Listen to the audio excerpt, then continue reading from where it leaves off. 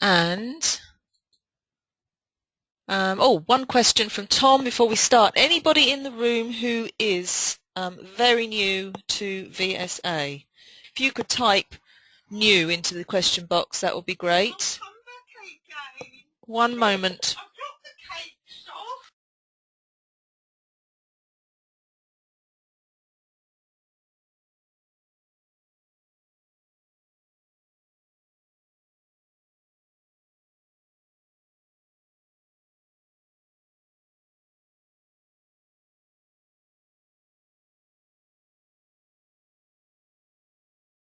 Hello everyone, sorry about that. We had a slight interruption. We've got a guest arrived. So here we are. Tom, I'll hand over to you.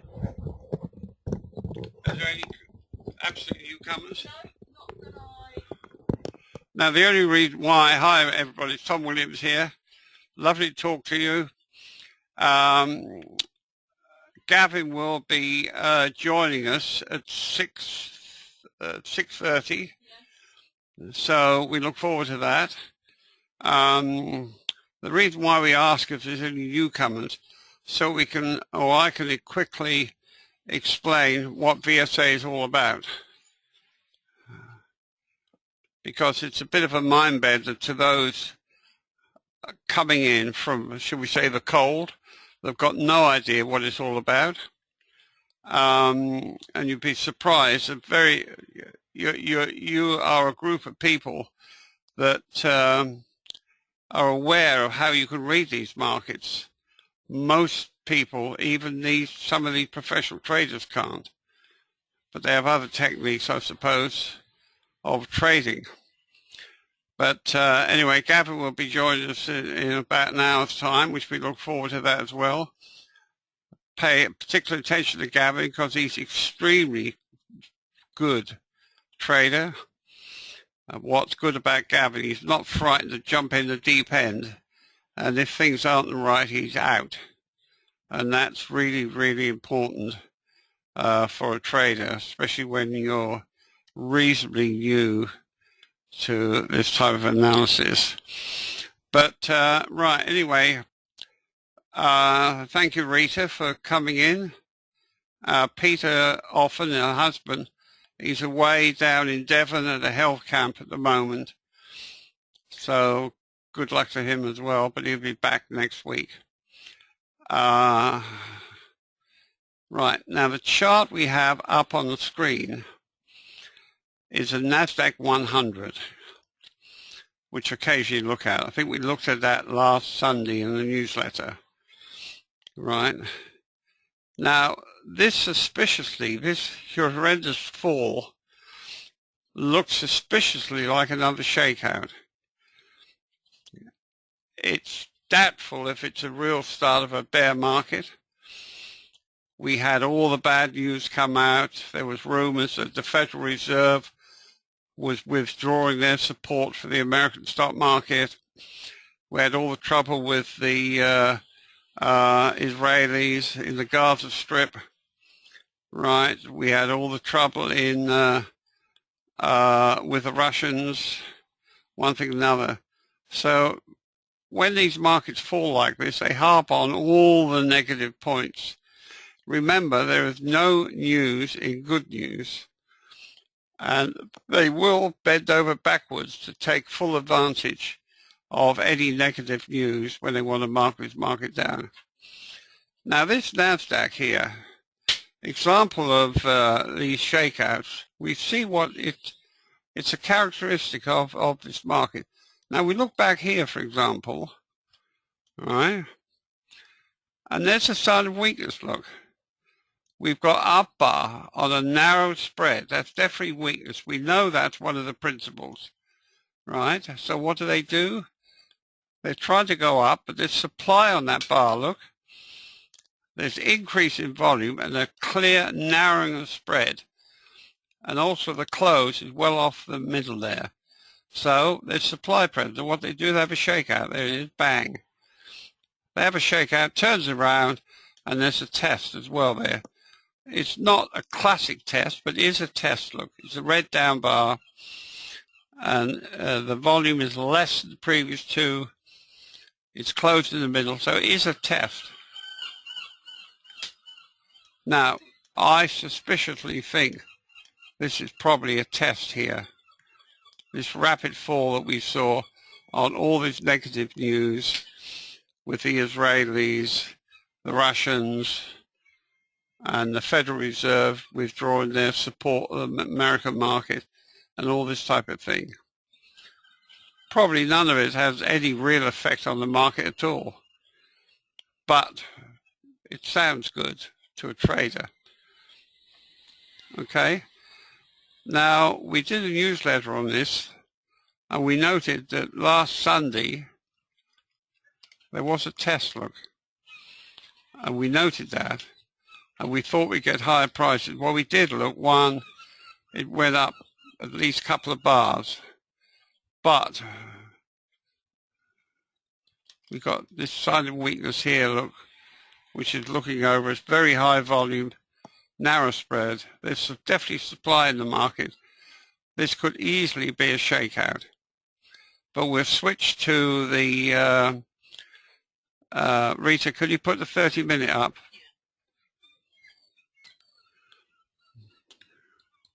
Right, okay, thank you.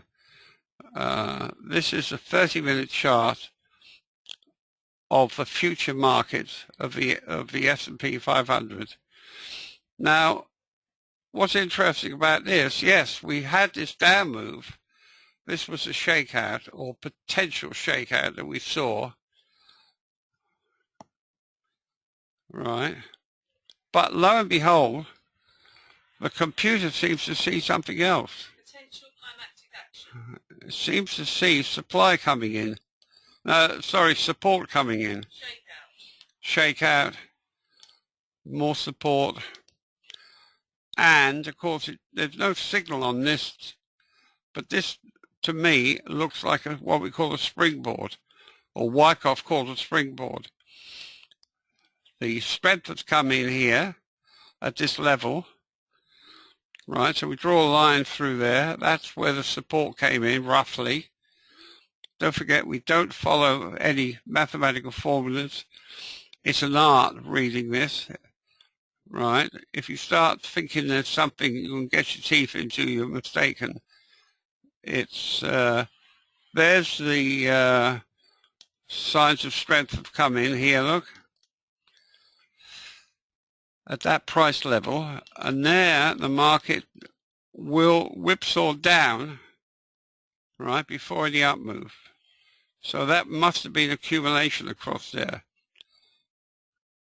That accumulation must have taken place on all that bad news. However, it did pop up, look. That looks like a test. It's not a very good test, but it is an attempt to test the market. But here, the markets don't like ultra-high volume on up bars. Now, admittedly, that's probably the opening of the S&P pit, where you would expect higher volume. Well, there was news today, supply coming in. Right. Oh, Rita said there was a lot of news. 1:30. Any idea what it was? Everything, I think. There were all sorts of... I can find out. I've got to look it up. Right. Rita says about 1:30 there was a lot of negative news. You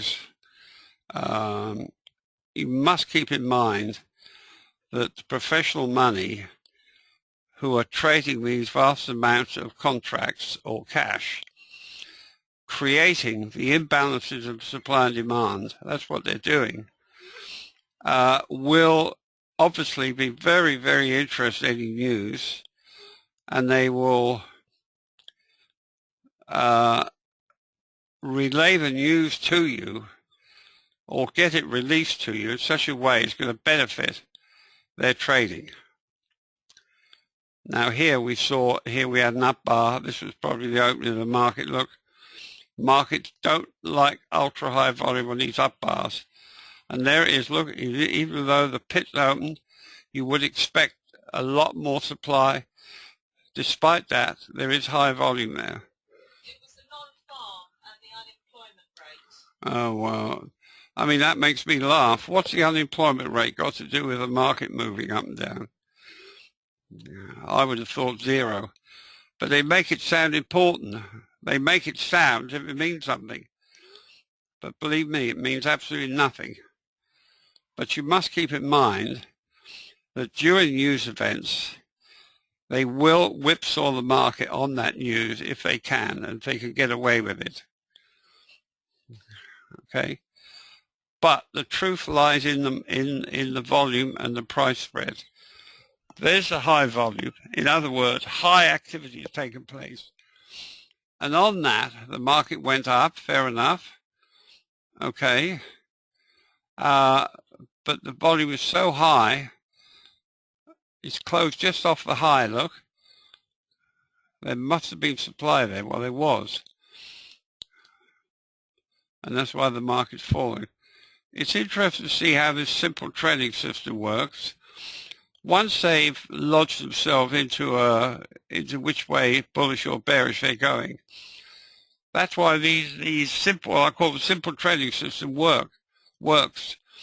Because what they do, they make sure the close is always lower than the close of the previous bar. And the same, of course, with the bull up move, they do the same thing there. But it's simple because that's what they do. There's no clever formulas in there. There's nothing. That's simple as they do. When they're in a long position, they make sure that they keep control of that move. That's what they're really after. And then same thing when the market's falling. If you follow this, you allow for one up bar, right? Or in these bear markets, sometimes you even get two up bars. But this certainly looks like a shakeout here. But there's obviously strength that's appeared here. There's the center coming in. Potential climactic action. Yeah, we've got signals here, look. Shakeout. Yeah, right. So there's the strength coming in. This is all while that negative news came out. Tell you all about Israel and the Gaza Strip and all this stuff, which is horrendous news, of course. But they're using that to their benefit. That is a springboard, right? Widespread up. That's done deliberately to lock as many traders out of the trade as possible. If you were looking at that and you thought, well, yes, that looks like a springboard, I'll wait and see what happens. If you wait, it's too late. That's why they mark it up like that. That's a test of some sort. It's not a very good test, admittedly.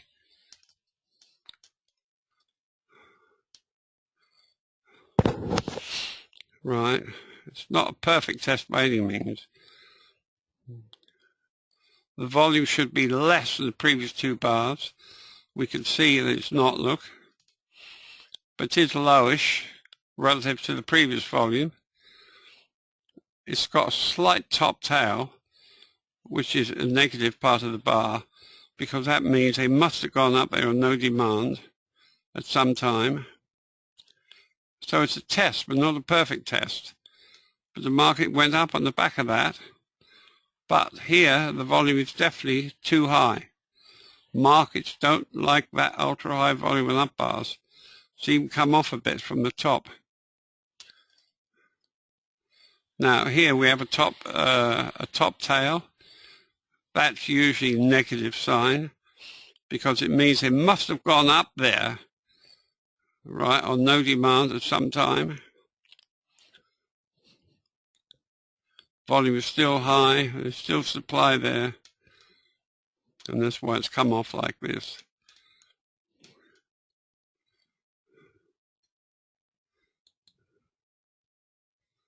There is, well, this is, now you see high volume on these down bars, look.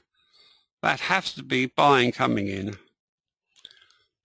When you get these red down bars like that, especially when the next bar's up like that, that volume, that increase in volume, look there, must have been buying support, should we say.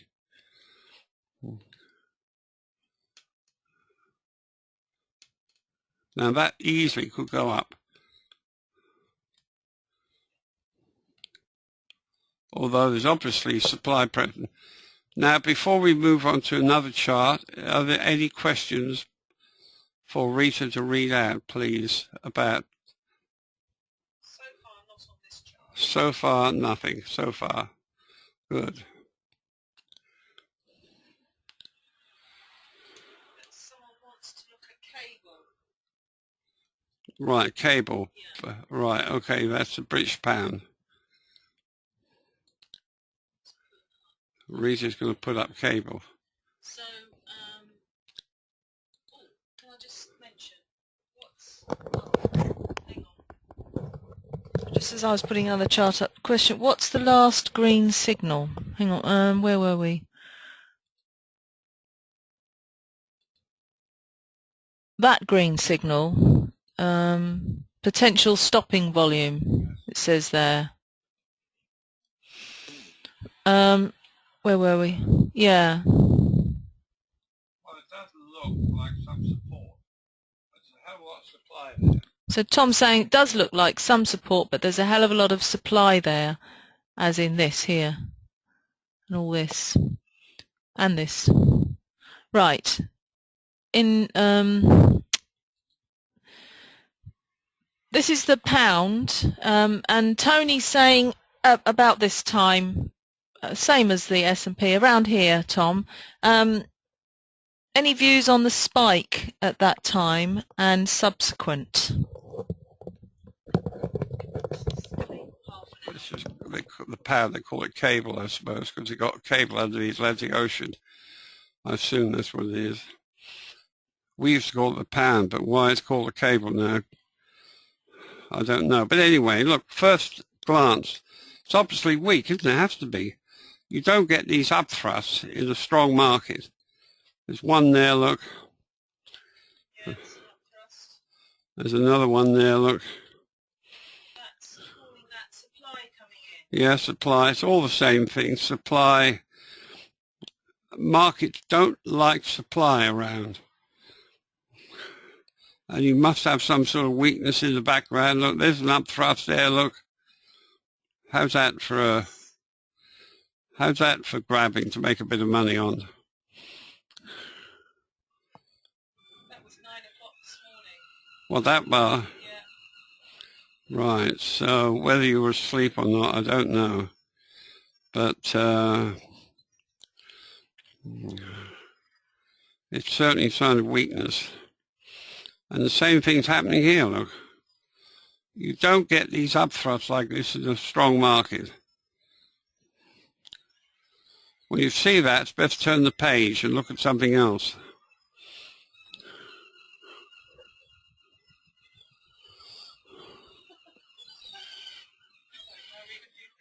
What?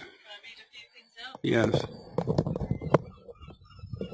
Got Mark here says, I love hearing the seagulls in the background. I don't hear that in the desert. I tell you, you hear them here, especially where there's food. They eat absolutely anything. McDonald's burgers, cakes, you name it, they eat it.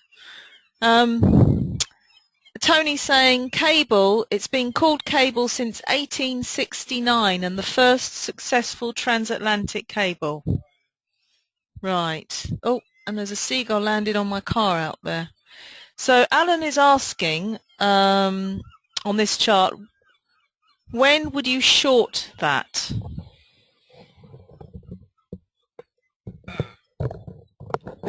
Well, if you're going to short, you've got to be aware and short it right on those up thrusts.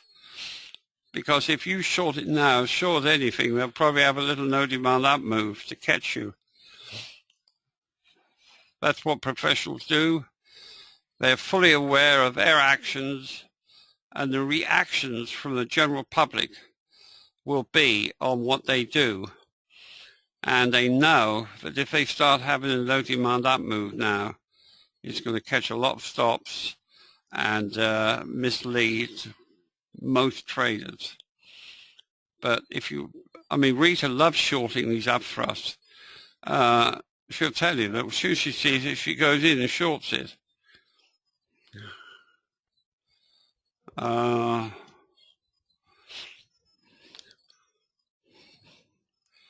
Yeah, see seagulls around here. They love squawking around. Be quite honest, I do like throwing them bread and stuff as well. They seem to like that. Dallas, my support personnel, shall we say, she doesn't like us feeding them because she reckons they mess on her car, which they do, I think. But anyway, seagulls, you won't find them in the desert, I don't think.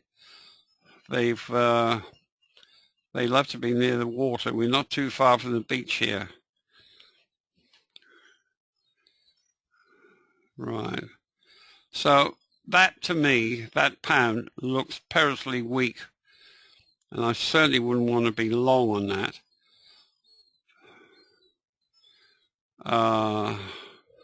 The only positive thing I can possibly see there is it looks like a bit of a shakeout here, look.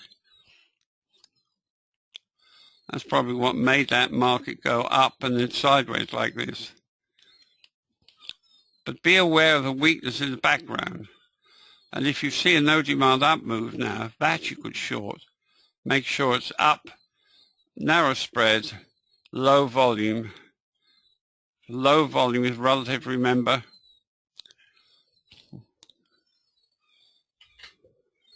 Any other questions, Reece?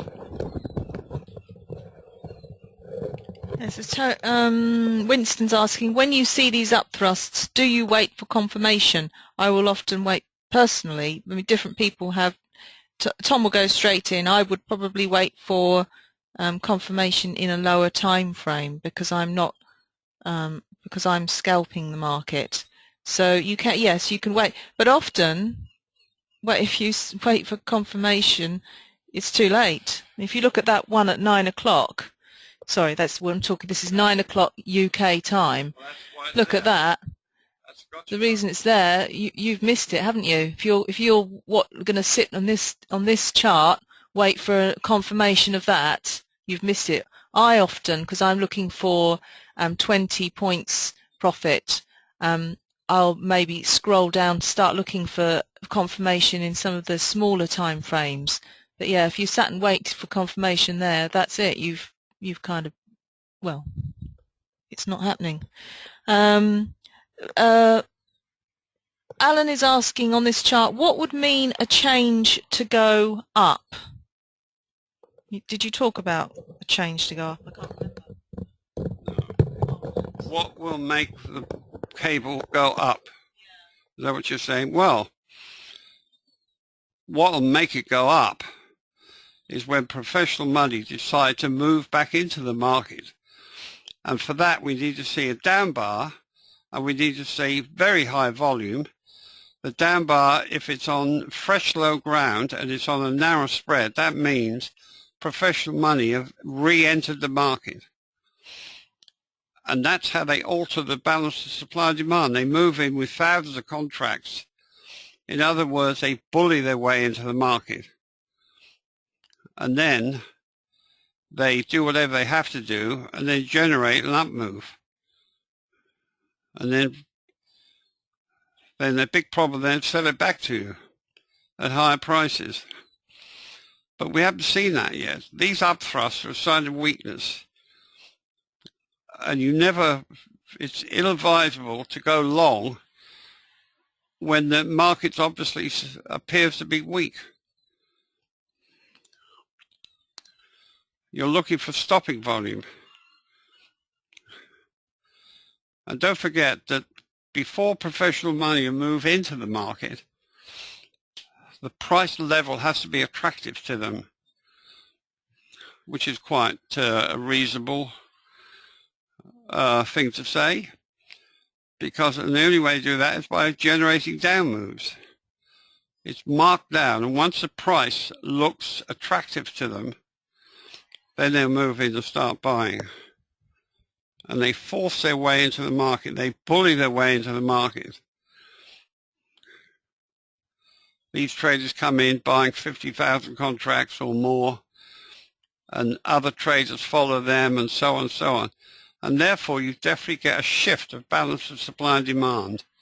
Demand then must be greater than supply, but they normally like to test before the actual up move, which we see practically all the time in bull moves. Yes, so Alan's saying, so look for a pivot and confirmation to go up. Alan's asking, so look for a pivot and confirmation to go up.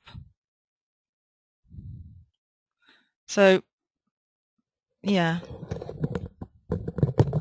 Well, that's right. The confirmation normally appears, you see the stopping volume come in. The market then may go up 1 or 2 bars and start rounding over, right? And then inevitably it falls back down to the same level that that stopping volume came in. If the volume is then low, especially if the spreads are narrow, then it means that their supply has disappeared. There is no, traders are not interested. Those traders that matter are not interested in lower prices. And that means if they're not interested in lower prices, they must be bullish. That's a confirmation. And then, of course, once the trend is established, you start seeing these blue bars up, up. Then look out for a test, what we call test of the rising market. That's another very good principle to watch out for. Yes, so for myself, I'm always looking at the volume, looking around at the volume, and as far as I'm concerned, this is weak. This is still weak because look at that volume. That is massive volume on an up bar, so it's weakness. I'd be looking for, like Tom says, stopping volume, this kind of volume on a down bar. After a fall. And, of course, after a fall. Yes, that's right. So Alan is asking, so is this sideways action just accumulation?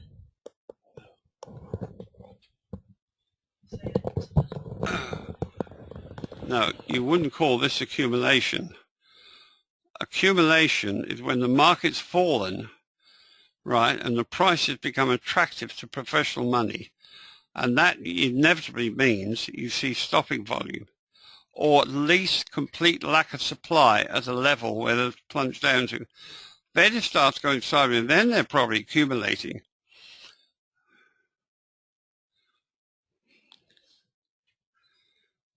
It's highly unlikely they're accumulating at the moment. Not with upthrust like that in the background. That's weakness. The supply is present. And has it fallen enough to become attractive to them? That's probably one of the main issues that you've got to look at.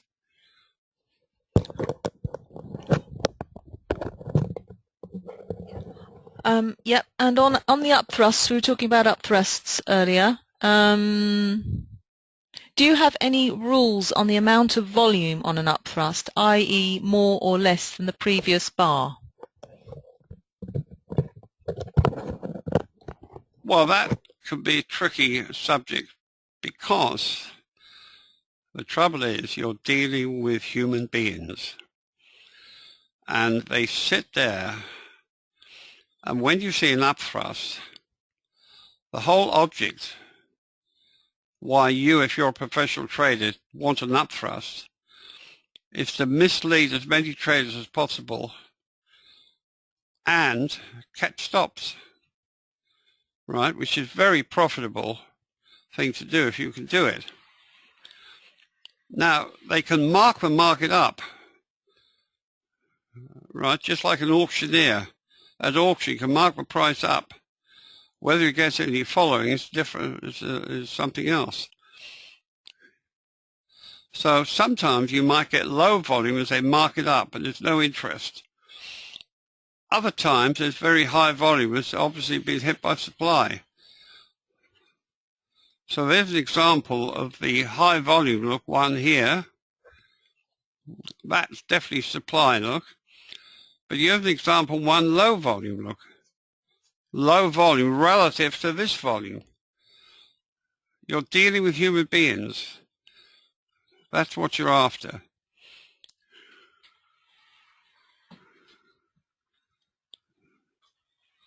Now the only positive thing in there is this. Looks like an attempt to shake the market out. Don't forget, the professional side of the market is not only fully aware of what position they should take. They're not perfectly in control all the time.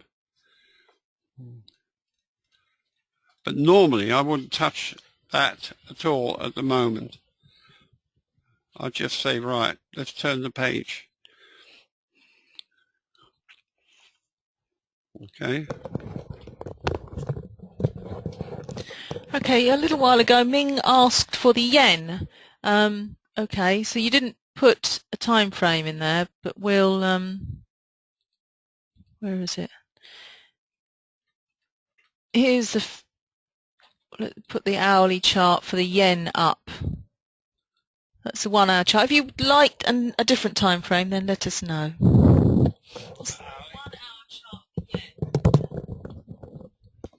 Right. I don't follow the yen all that much, to be quite honest. But again, this looks as if it's been marked up, doesn't it? There's very high volume on these up bars.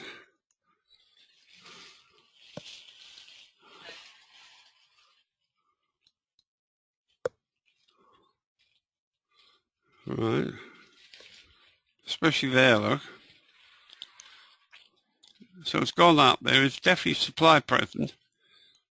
Before, if that was to go up, you would expect to see a test of something somewhere along here. Now, a test is a down bar. If you see a red down bar on a narrow spread, the ideal test, of course, close in the middle, volume less than the previous 2 bars, then that's going to go up. That's what we're looking for.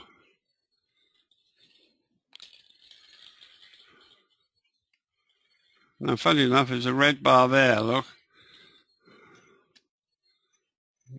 And the computer actually reads out what it is as far as it's concerned. Bar is down. Volume is relatively high. Spread narrow, which is the main thing. The main thing is the spread's narrow. So that means that is a form of test, look. The main thing is the red down bar, look, it's actually, as far as we're concerned, close in the middle. Volume is low relative to the previous volumes. It's not perfect test, admittedly, but it's just a test, look. So I would say you do nothing with the yen unless you see a test. You want to see a down bar, a red down bar. You want to see it on a narrow spread. You want to see it close in the middle. And you want to see the volume less than the previous 2 bars. Then it's going to go up on the back of that. It's suggesting the daily chart. I'm trying to think if I brought it up on here. Because this is better, isn't it? Oh, The daily chart. Let's see what we can do. Hang on.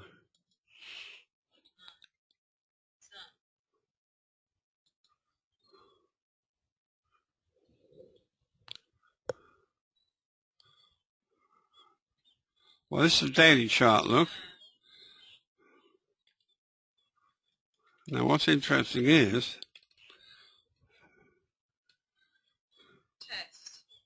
There's a test. Oh.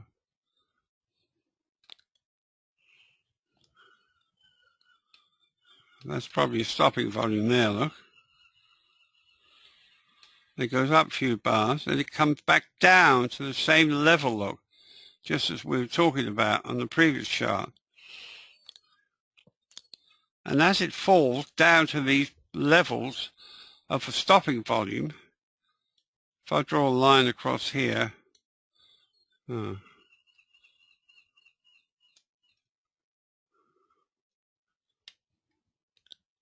anyway, its fact is that there's your stopping volume.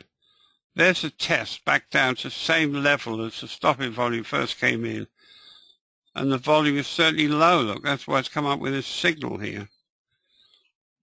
And that triggered that move off. Now what we need to see is a test. That'd be a red down bar, narrow spread, closing in the low, in the middle, and the volume less than the previous two. We'd like to see that on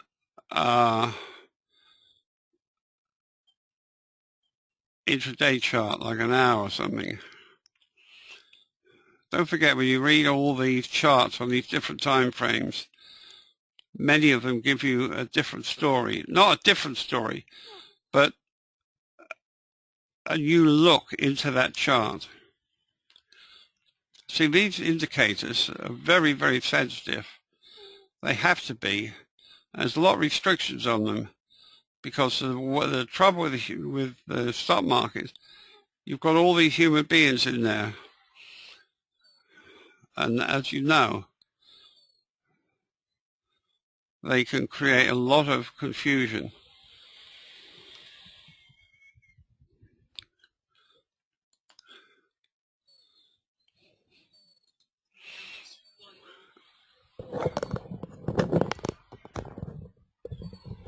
Okay, so Emmanuel has asked, could you analyze the Nasdaq 100 for time frames smaller than the daily? Do you think it will move further down? So, I mean, here's the, oh, well, there you go. That's the Nasdaq daily. So if we put the half hour, if you want different time frame, then just say, but that's the Nasdaq half hour. Well, it'll go lower with the general market. If the S&P falls, this will fall. If the Dow falls, this will fall. They're like Siamese twins. They're all linked up together most of the time. Although, admittedly, last Sunday we thought the market, the Nasdaq 100, looked a little bit strong because it looked like a test. It did, in fact, go up for 2 or 3 bars, where the S&P 500 and Dow did not go up. It was reluctant to go up, which may be worth looking at. But before this will turn around, you need to see stopping volume coming in. You need to see testing. Then it'll turn around. But it won't just go up from here. For every move, you have to have what they call a cause. There has to be a reason. Sorry, the old seagull squawking away there. I think this time of year they got a lot of young around. And I'm sure they're squawking their young most of the time to recognize their calls, I would have thought. Okay, Alan said last week there was a request for the archived webinar that Philip Friston did on accumulation and testing. Can you please ask the audience to identify the date of it again? I missed it and can't find it in the archive. So I mean, if anyone can help us again, what date that was. I've got a feeling it was either February or April 2011, but if someone can confirm or not that, and if it's not in the VSA Club archive, then it's always worth asking Gavin Holmes or Richard Bednall, because they'll have it somewhere, I'd have thought. But it was there. 6th of April 2012, question mark from Tony. So if any other dates come up, we'll... So John is asking for crude oil.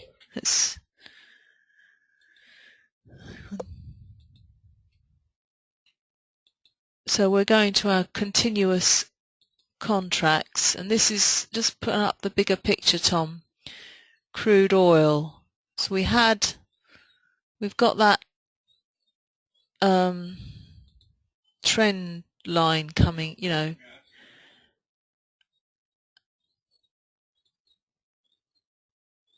So that's crude oil as of yesterday, Tom.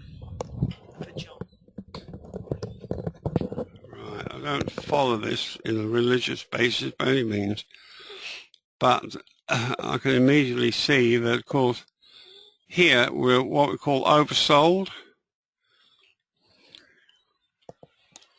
There is high volume there. Markets don't like ultra high volume on up bars. And there it is. Very high volume. Professional people are fully aware of that. Absolutely fully aware of that. Next bar's up. Notice the volume's fallen off. Spread has narrowed. That's professional money. I've seen that weakness on the previous bar. There's a bit of an upthrust. More supply, look, it's been marked up, closed in the middle, and then the trend starts falling, look, the red down bars. Now what's interesting with these red down bars, once you see that, you know if professional element is in control of that market. They're in control of that bear move. You allow for one up bar.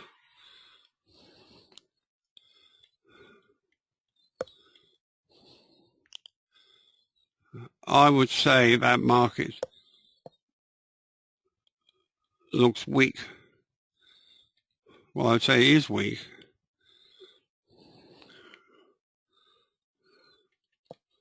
There's another surge in volume, look. Markets don't like this high volume on these up bars. And on that, look, the back of that, look, starts rounding over. You get negative volume. That's an upthrust, look. They've marked it up, look, best they can. Only the collapse on the low. Now, if that's an example of low volume, look, so they know they've marked that up artificially. That's not a genuine move. You can see that by the low volume, look. That's gone up there to mislead as many people as possible. They're fully aware of this high volume here, look. And that's what caused that to fall off like that. That's a weak market. And we haven't yet seen the professional money stepping in, although there does appear to be a little bit at the moment here. You have high volume. It's closed well off the low. We have an automatic signal. What's that say? Strength coming in. Strength coming in. But that's only the start, remember. If that was buying, which I somehow doubt it's just supply present, but you would expect several up bars. It'll round over and eventually test that level. This level's important. The level where you saw this high volume, and you want to see the market fall back down to that level, and that volume diminished to low volume, showing that there was no further supply in the market.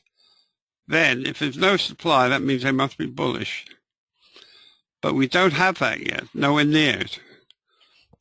So I certainly wouldn't be interested in the long sides of that market.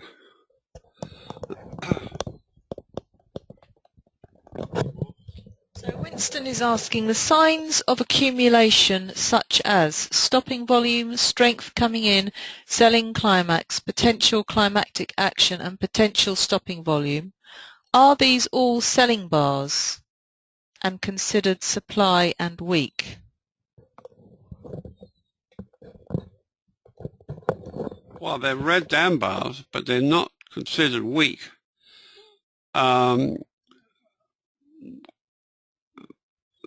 when you see a red down bar and the high volume comes in, especially if it closes well off the low and next bar's up, for example, then you know there must have been some buying in that previous bar.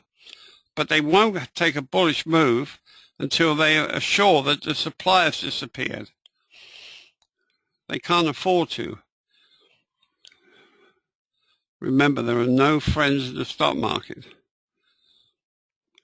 As the old saying goes, if you want a friend, you buy a dog. Right? Because these professional players, they're like seagulls feeding them. There's a frenzy of trying to grab the bread. And I'm afraid professional players have to act that way because they're going to lose the trades that are rightfully theirs. So they're not signs of weakness, but that's where your art of reading these markets have to come in. The main thing is, before a bullish move, they have to be certain supply has disappeared. They have to be certain that their big enemy selling from other quarters is disappeared. It's not happening.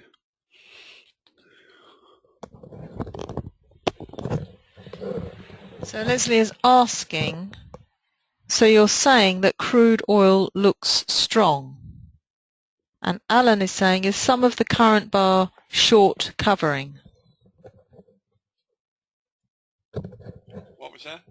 So is crude oil looking strong, and is the current bar short covering? Well, you can't say that. It certainly looks, this market looks weak at the moment. But I'm saying that, it looks like a bit of buying has come in at the last bar. But we can't nail it down to the reasons. Even if you rang them up and you had their phone number, they would probably lie to you anyway.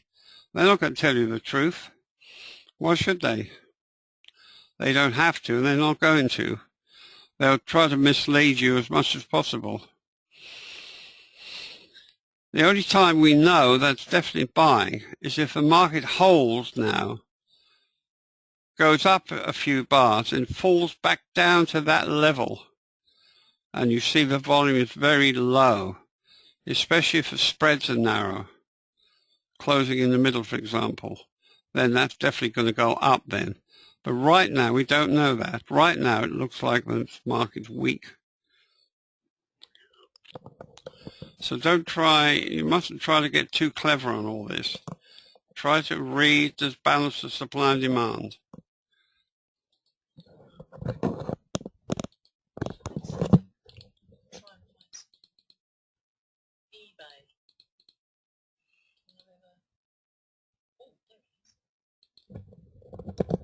Right, this is eBay. There's a longer picture, Tom. From Jenica. I don't know if I've said that correctly, but apologies if not. If time permits, please look at eBay. We bought it based on bag holding. It is now at Fibonacci 50% retracement. How do we determine whether to stay in longer or not? Well, if you're long on that, the thing is that the only thing that you want to sell is sign of weakness appearing. Well, at a quick glance of that, we don't have high volume and up bars, do we? Matter of fact, still looks strong. And don't forget, that's the reason for the trending system. All the time you get these blue bars means they're in control of this move. Right. The blue bar is created because it's higher. The close is higher than the previous bar. And there's no horrendous signs of weakness hit this yet. There's a little bit of volume here, but nothing much. That was the bag holding thing there. It came up bag holding, this one here with the big... Right, oh, we got bag hold, that's good. Yeah. Well, that's one of our really... Long one. That's it. Oh, hang on. No. That's it. Bag holding. Now, this is one of our favourite signals, of course, bag holding. It's the exact opposite to the end of a rising market, bag holding. And it has to be professional buying. It can't represent anything else. You have a down move behind you, which means the prices have become attractive, the levels. It has to appear on a down bar. It has to appear on very high volume. The program's calling that ultra high. Yeah, that's all right. Very high, ultra high, it's all the same. A narrow spread, and that's typical bag holding. Whenever you see that, it's always well worth going long. Right, they're testing that look here. Marked it down, look. There's no selling pressure at all on the market. That's why it's gone up. Right, now this is interesting here. Whenever you see a red arrow like this, no demand, is it? Yes. No demand, look. If you see a test following a no demand signal, very positive sign of higher prices. There it is. There's the red down bar, look. Let's see what the computer's telling us.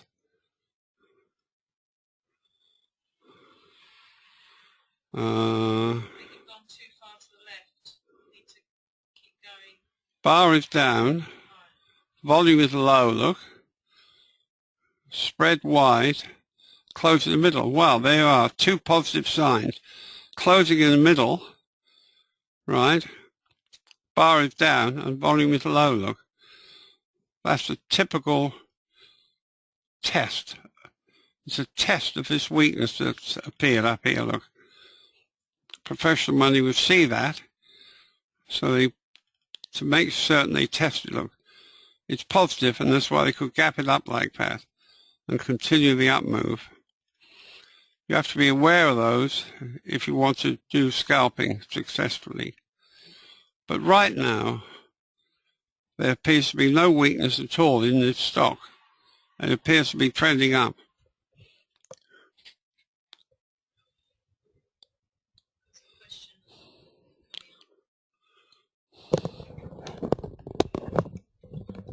Steve's asking, what are the yellow rectangles? The yellow rectangles are where the program has picked out a signal. So it was going to call that for a test, but because the next bar, so it says wait for the next bar confirmation, because the next bar was not up, it didn't turn into a positive green arrow. Although I'd question if it was a test, but potential stopping volume, wait for next bar confirmation. Well, the next bar, if the next bar was up, then it would have turned into one of these green rectangles, but it wasn't. The next bar was down. So that's what the yellow boxes are there for. Okay, on that date, the date of the Philip Friston webinar was 6th of April, and it is in the archive. Thank you. We've probably got time just for one more, because Gavin's coming in at 6:30. He's doing some live trading. So let's have a look.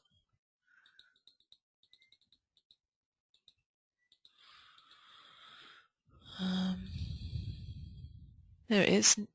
Netflix, Tom. Netflix for Donald. Shall I put 20 bars up, Tom? Yes. Yeah? So this is Netflix. I'm sure we've looked at it before. Yeah. Well, don't forget, we look at these at the same time you are. Well, I've never looked at it before, but there's definitely a horrendous sign of weakness right there, look.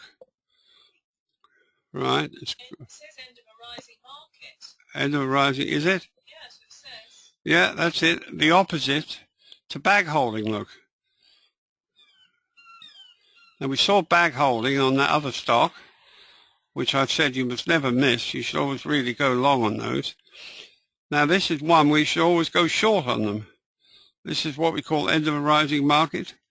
It's been marked up, right? The spread is narrow. The volume is relatively high. Closing in the middle, look. But the significant thing is it's up on a narrow spread. Right, and then bang, they have what Gavin calls a gotcha bar. This gap down widespread is designed, it's not by accident that it's done deliberately to lock you out of the trade, or lock you in if you were too slow getting out. If say you were long there and you thought, well, I'm not sure about that, and you stayed in, bang, they lock you in and then you become what we call a weak holder. Okay? So this stock looks weak. That's almost a top reversal, no demand. Certainly would be interested in a long side of this. What about this though, Tom? What about that volume there? Well, the thing is, that high volume is bearish. It's not stopping volume because it's gapped down. You've got this end of a rising market right behind you, look. Professional money saw that, will see that, be fully aware of that. And that's them getting out of their positions or shorting the market, whatever. That's certainly not stopping volume. Don't forget, before you get stopping volume, the market has to fall to attractive levels, at price levels, to attract professional players into the market. They're certainly not going to be interested in that, especially after that end of a rising market signal. Serious sign of weakness. So that's weakness. That's a bit of an upthrust. Right? There's a little lack of supply. Supply here, they rest, take a breath, I suppose. That's why it's gone that. It's been marked up, look here. No demand. That's a top reversal. Sign of weakness. You're going to get lower prices. I'll be surprised if we don't see lower prices on that. So, a question here, shouldn't the end of a rising market be into a fresh high ground?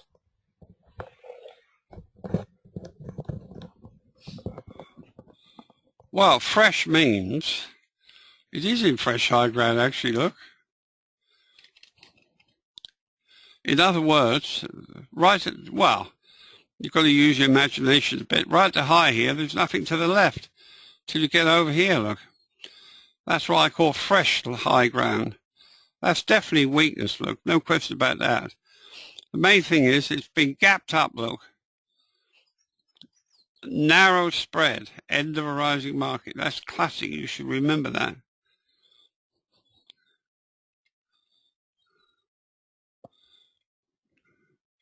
And of course, you've got weakness in the background here, look. This looks like an attempt to shake the market out a bit. But that's the end of a rising market signal. If you look at the high, it is almost, if you use your imagination a bit, it's a fresh high ground, look. But remember, reading these charts, it's an art. There's nothing laid down. Like a mathematical formula. You can't have mathematical formulas that are reliable because there's too many clever people out there. And if you've got a simple formula that works, they'll be onto that years ago. They'd have spotted that. And every time that particular formula started to come up, they'd be trading the hell out of it. And you would not, in hindsight, see a signal there because they would have traded it out of existence. So remember, it's an art form. But that bar there, look, clearly is an up bar on a narrow spread. It's closed well off the high, right, and the volume is quite high. And you've got this weakness in the background. Yes, you got 1, 2 green arrows, a bit of a shake out attempt here, and it went sideways on the back of that look. But that's undoubtedly a sign of weakness. Don't expect to find, because you won't, anything positive, like some formula that works. It doesn't. It's an art form. Okay.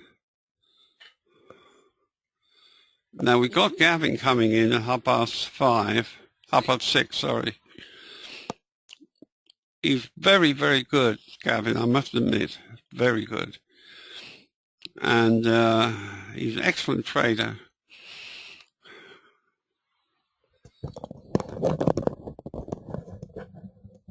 Yes, but he hasn't appeared yet, so, well, I assume he hasn't. We can't hear him. So we will continue just a little bit, Tom, yeah, until Gavin appears.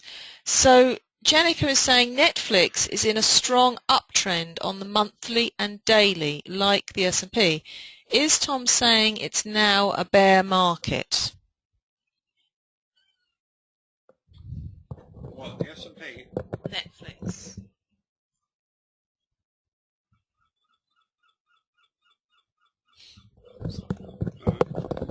Well, all I'm saying is that this market looks weak. The only thing we enjoy in the office doing is scalping. In other words, you're in a trade for an hour or half an hour, even 10 minutes. And that's what we sort of get our fun out of, to be quite honest. But for longer term, you need to look at weekly or monthly charts. Years ago, I had somebody that made up a chart, I think, of every quarter. And it worked just the same. Signals were spot on. Exactly the same. All I'm saying is that this particular chart looks weak.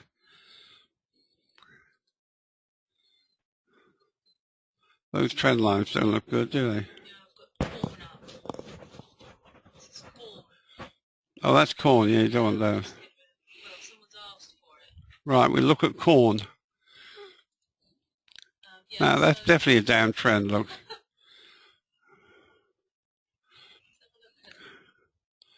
Now, that commodity price is definitely falling. Now, you could draw a trend line on those, Rita, if you can. First two highs, first low. If it's possible, I like to draw trend lines. It's like looking at the road map.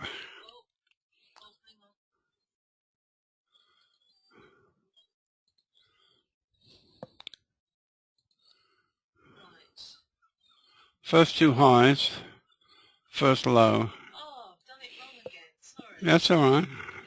Nobody's perfect. Gosh. Right. Let's be really careful now. You have to, yes, it's, then you have to relocate it under there.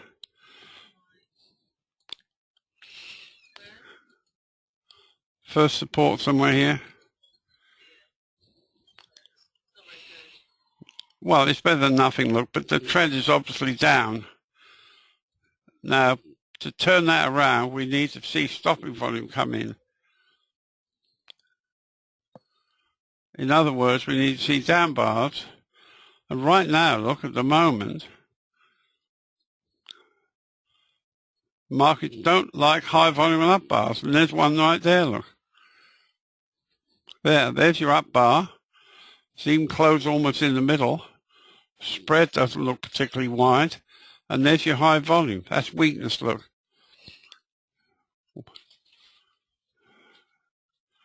We're looking to see, if you want to know if that's going to turn around, we want to see stopping volume. In other words, a red down bar, probably on this lower trend line, heavy volume coming in. And then, even then, you want to see a test confirmation.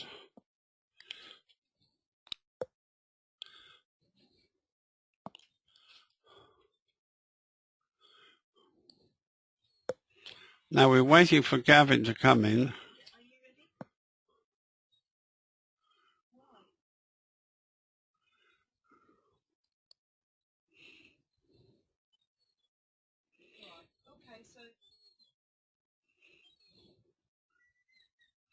Rita's on the phone to him right now. Something's wrong.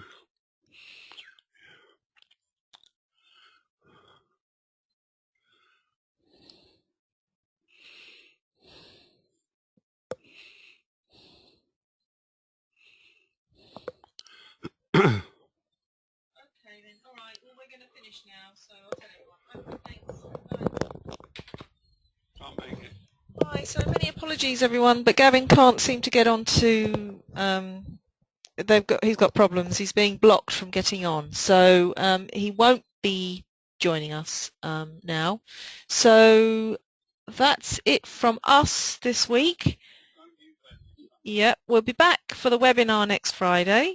But there won't be a newsletter this weekend because we are having a break just for this weekend because we've got other things going on. So no newsletter this week, but the webinar next Friday and newsletter next weekend. So thank you all very much for joining us and for your questions, and we look forward to seeing you next week.